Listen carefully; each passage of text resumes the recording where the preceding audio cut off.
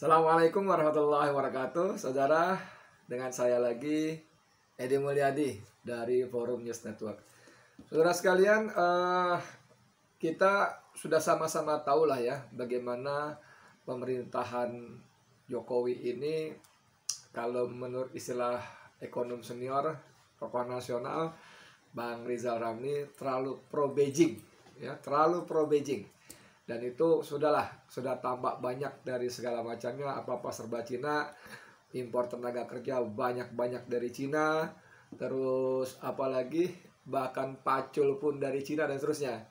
Dan khusus tenaga kerja ini memang sangat memprihatinkan sekali, saudara, karena ternyata ketika rakyat sendiri dikerasi, ditegasi gitu ya, dengan berbagai macam peraturan dan larangan-larangan, berikut sanksinya dari mulai putar balik kendaraan sampai denda 100 juta dan ancaman pidana penjara 1 tahun. Justru TKA dari Cina terus datang bergelombang, dan yang membuat kita miris adalah bahwa para pejabat kita, pejabat publik kita yang semuanya didapat dari rakyat, gajinya, fasilitasnya, honor-honornya, operasionalnya dari rakyat, dari uang rakyat, tapi mereka justru tidak membela rakyat sendiri, tapi menjadi centeng sekaligus humas dari kepentingan RRC di sini. Para pejabat imigrasi kita sibuk mencari aturan yang seolah-olah sudah memenuhi perundangan lah, sudah memenuhi peraturan lah, akan dikarantina lah, swab lah, segala macam, sehingga pada hari Lebaran pun ya, Tempo menulis terus datang bergelombang. H-1, H-2 Lebaran, pada hari Kamis hari Lebaran pun terus bergelombang. Dan sampai kemarin kita masih baca berita masih terus berdatangan. Sungguh bahkan seorang Arsul Sani pun, wakil ketua MPR dari P3 Partai Persatuan Pembangunan, pun mengatakan bahwa dengan TKA terus datang bergelombang tidak henti-hentinya di tengah larangan mudik, pemerintah kita tidak punya empati. Bayangkan seorang Arsul Sani dari P3 yang jelas-jelas partai pro pemerintah, tampaknya dalam hal ini Arsul Sani mau menggunakan nuraninya sehingga bisa berbunyi seperti yang seharusnya. Bahkan seorang Puan Maharani pun ketua DPR dari partai pengusung utama penguasa pun mengatakan sebaiknya pemerintah menghentikan untuk sementara datang bergelombang TKA Cina justru di saat-saat pandemi dan larangan mudik.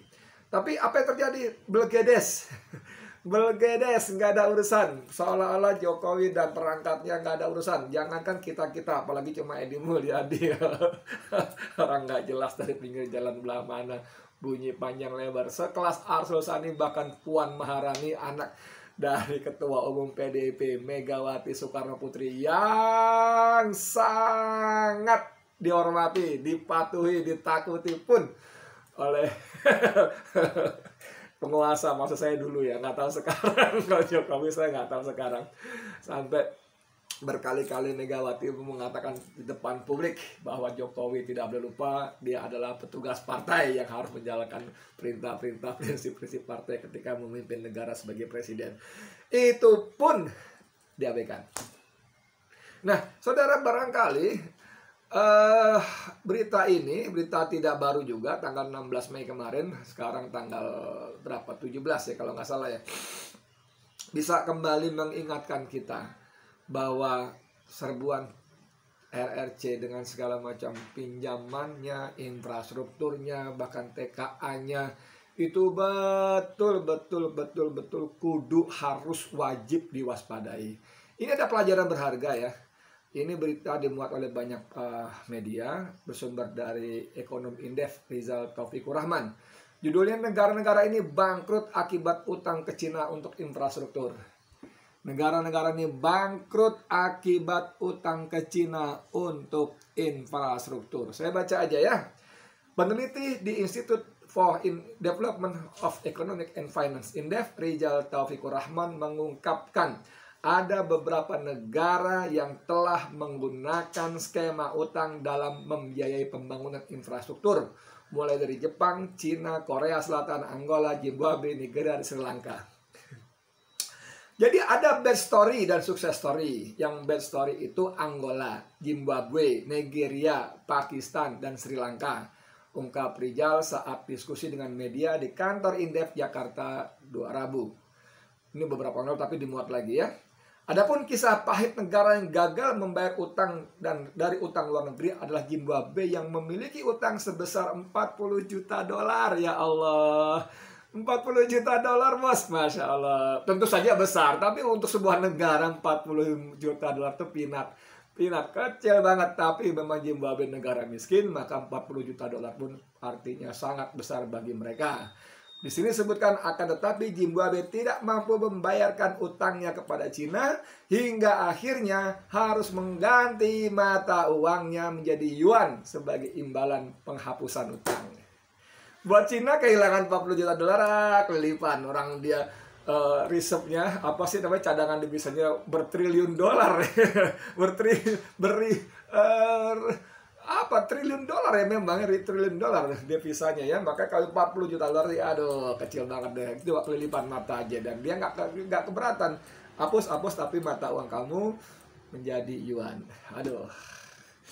Kemudian penggantian mata uang itu berlaku sejak 1 Januari 2016 setelah Zimbabwe tidak mampu membayar utang jatuh tempo pada akhir Desember 2015. Jebret, langsung akhir tahun langsung ganti mata uang. Kisah pahit selanjutnya dialami oleh Nigeria, sama-sama negara Afrika yang miskin yang disebabkan oleh model pembiayaan melalui utang yang disertai perjanjian merugikan negara penerima pinjaman dalam jangka panjang. Apa perjanjiannya? Sorry ya, saya sebutannya. Kalau Cina ngasih utang untuk bangun infrastruktur, maka bahan bakunya dari Cina. Duitnya juga konon dari Cina, tenaga kerjanya dari Cina, dan itu yang disebut sebagai turnkey project. Kalau bahasa kita tuh kasih kunci. Jadi dibangunin jadi kasih kuncinya, tapi dengan segala macam persyaratan tadi. Lo tutup mata, bahan-bahan dari gua, semen, pasir, baja, segala macam, besi dari gua semua. Bahkan tenaga kerjanya dari gua. Yang kata Ali Mutar Ngabalin dan gengnya Luhut Panjaitan, mereka penting, ahli, expert. Expert. Ngeri. Ya. Kemudian ada lagi Sri Lanka yang juga tidak mampu membayarkan utang luar negerinya untuk pembangunan infrastruktur. Sri Lanka sampai harus melepas pelabuhan Hambantota sebesar 1,1 triliun rupiah atau sebesar 70% sahamnya dijual kepada badan usaha milik Cina, BUMN Cina. 1,1 triliun bos. Ya nggak gede juga sih sebetulnya sih. Kalau untuk negara ya, untuk Indonesia juga apalagi. Misalnya utangnya ribuan triliun, hampir 7.000 triliun ya. Tapi memang karena negara miskin, maka 1,1 triliun pun harus dibayar dengan melepaskan saham pelabuhannya. Ada lagi. Mereka membangun proyek infrastrukturnya lewat utang. Akhirnya mereka tidak bisa bayar utang. Banyak beberapa negara di antaranya Angola mengganti nilai mata uangnya. Zimbabwe juga ungkapnya. Jadi kalau kita lihat ya, ternyata infrastruktur yang dibangun dengan gila-gilaan oleh rejim Jokowi dengan utang yang juga gila-gilaan bunganya itu banyak yang mangkrak gitu loh. Harusnya kan sebagai sebuah negara itu betul-betul melakukan studi yang rigid gitu ya. Betul nggak sih daerah ini perlu dibangun jalan tol? Betul nggak sini perlu bandara? Jangan sampai kayak Kertajati dibangun dengan triliunan, tapi sepi jauh dari mana-mana. Majalengka bos, buset dah. Orang Bandung mesti jalan dulu ke Majalengka berapa jam? Aduh, sepi, akhirnya cuma menjadi bengkel pesawat. Untung nggak jadi bengkel SMK, mobil SMK ya. Jadi harus dihitung betul. Nah, kalau tanpa perhitungan yang benar, ini infrastruktur ini harus menghasilkan. Kalau nggak menghasilkan, dia tidak bisa membiayai diri sendiri operasional, apalagi meraih keuntungan. Kalau tidak untung, ya rugi. Padahal utang itu bunganya jalan terus, harus dibayar. Pada akhirnya bagaimana?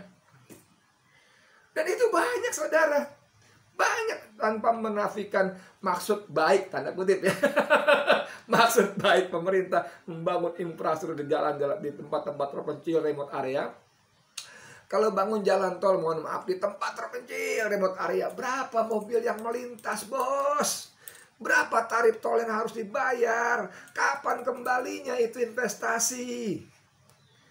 Nah, saudara, ini bukan cerita baru, tapi cerita ada banyak dugaan bahwa Cina, RRC, itu membangun infrastruktur, pelabuhan, bandara, jalan tol. Itu tidak semata-mata motif ekonomi, saudara. Tidak semata-mata motif ekonomi, apalagi dengan perencanaan yang amburadul dan ugal-ugalan. Tadi secara ekonomi saja buat mereka pasti nggak masalah itu infrastruktur mau mangkrak, mau nggak ada menghasilkan uang, nggak masalah. Toh Indonesia atau siapapun negara yang utang harus bayar. Kalau nggak mampu pada akhirnya harus diambil alih. Terus di sini persoalannya, ada nggak bisik-bisik Anda dengar waktu itu 2 tahun sebelumnya atau mundur lagi, bahwa mereka sengaja bangun jalan tol itu untuk ketika dibutuhkan pesawat-pesawat tempur Cina bisa mendarat lewat jalan-jalan tol itu.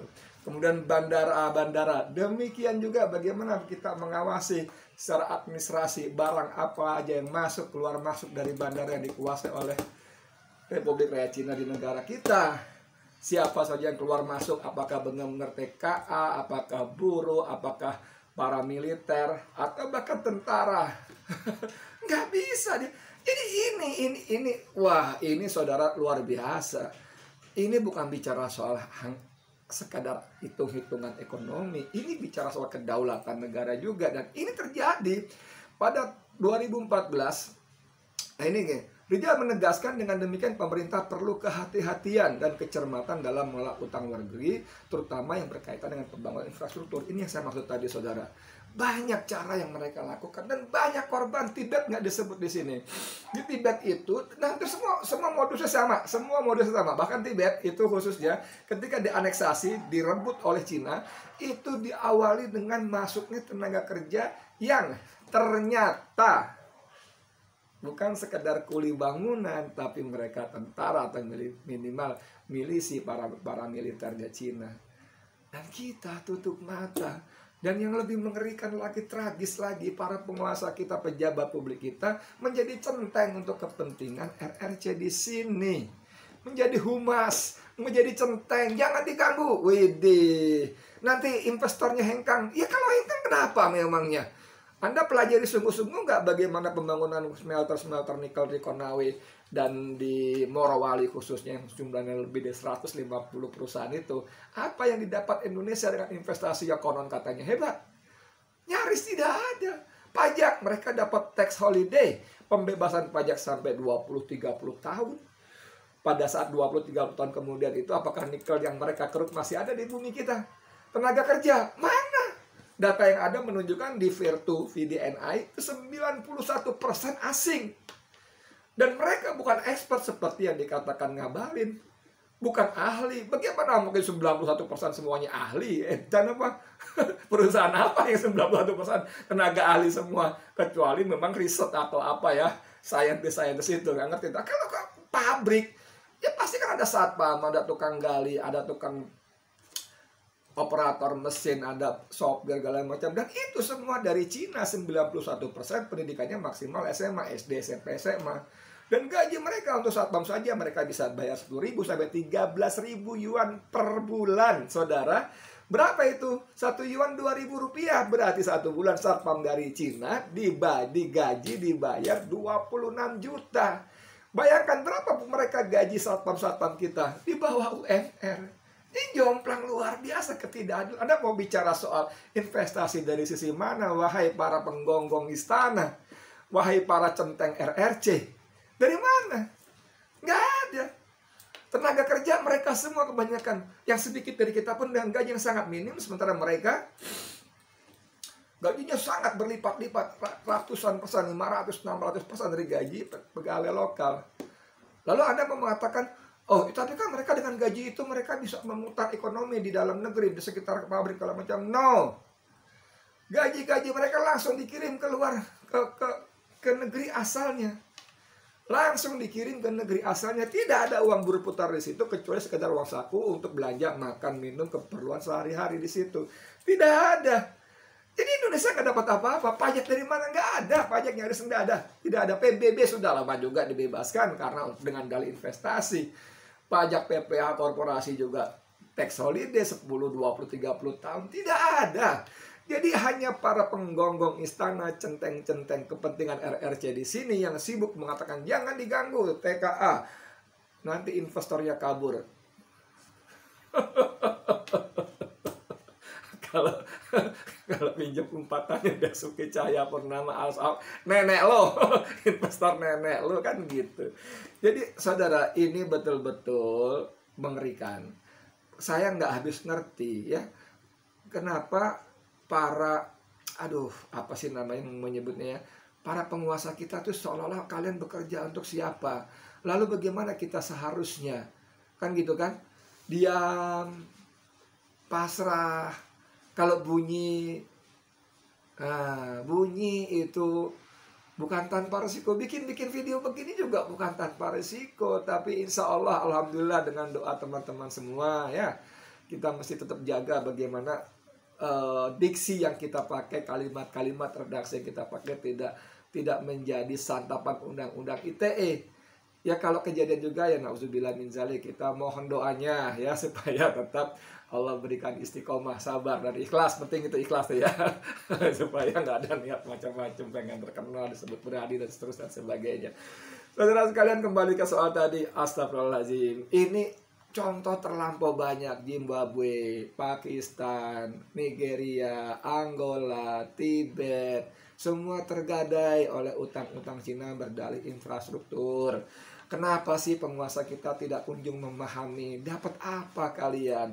Berapa banyak kalian dapat? Pasti tidak ada gratis, kami tahu, rakyat Indonesia kami tahu kalian pasti dapat. Tapi berapa?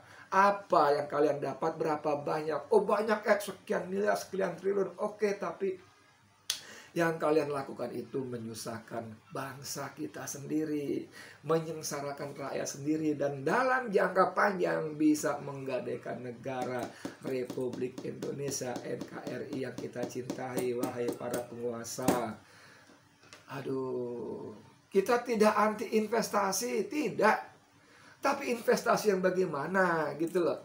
Investasi yang harus mensejahterakan rakyat Indonesia. Investasi yang disusun dengan klausul-klausul perjanjian yang fair, yang adil, yang tidak merugikan rakyat dan bangsa Indonesia. Kalau dalam konteks ini nggak pasti merugikan. Ya, semoga Allah memberi kalian hidayah dan kembali ke jalan yang benar.